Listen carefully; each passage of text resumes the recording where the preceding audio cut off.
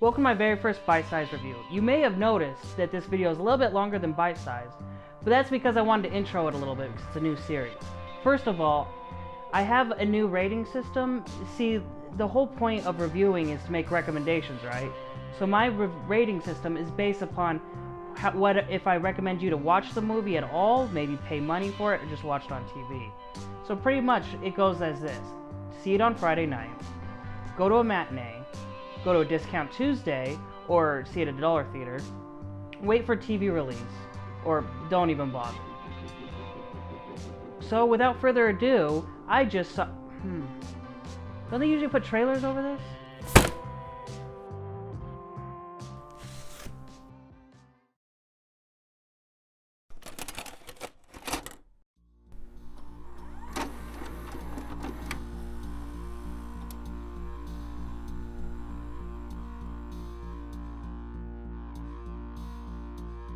Okay, let's see what we got here. No.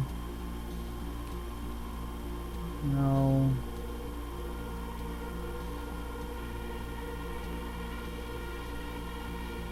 Oh, there it is, there it is. Okay, let's see. Let me just rewind to the beginning. Oh, too far.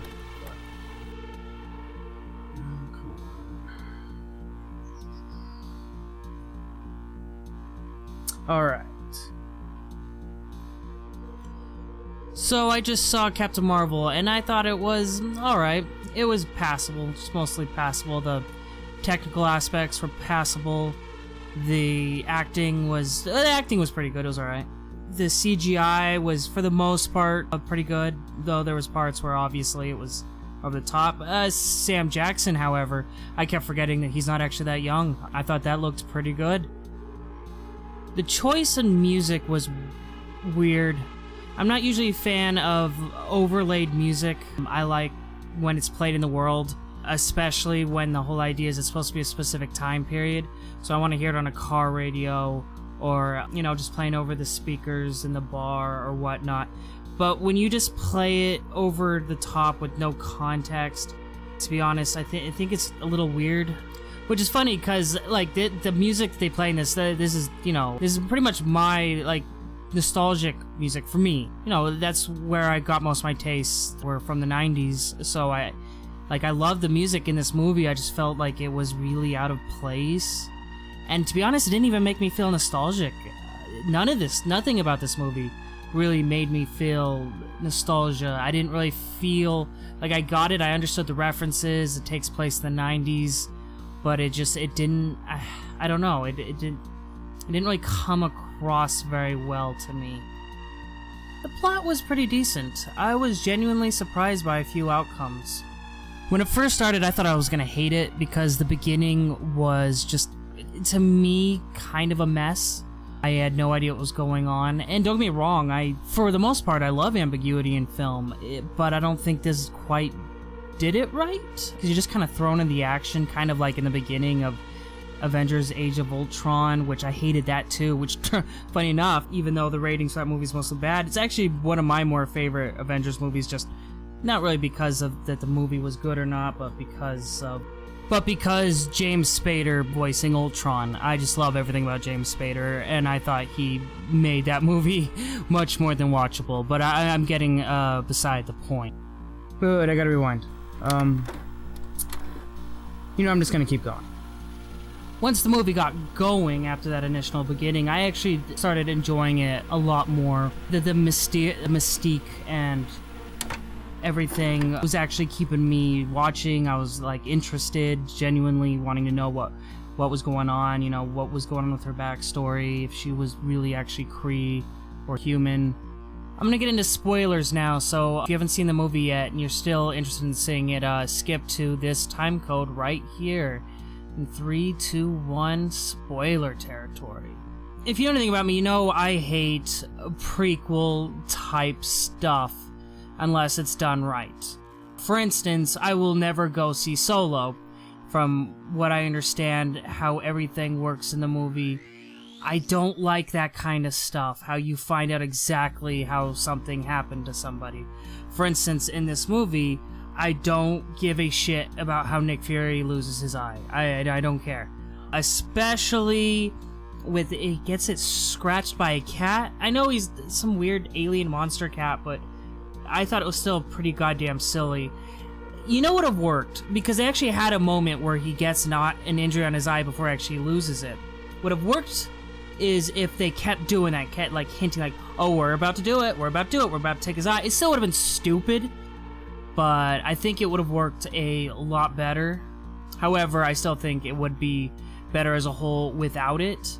The best movie that I think goes into prequel territory is Mad Max. Then again, the thing about that movie is you don't know if it's a prequel or a sequel. The whole idea is it just takes place somewhere in the timeline. You don't know if he's been to Thunderdome yet, or he has, or whatnot, and that's what makes that movie so perfect. Same with Indiana Jones sequels, where that was more of an accident, being that he needed to continue to fight the Nazis, whereas I guess the Nazis were defeated at the end of the first movie. Sorry, I'm a little fuzzy, but I believe it goes along something like that, and that's why they said 2 and 3 were prequels to the first one. But they don't allude to how he, except for in the third one, when they show him as a kid and he does the whole, he gets his whip and he gets his hat. I didn't care. I don't care for that kind of stuff.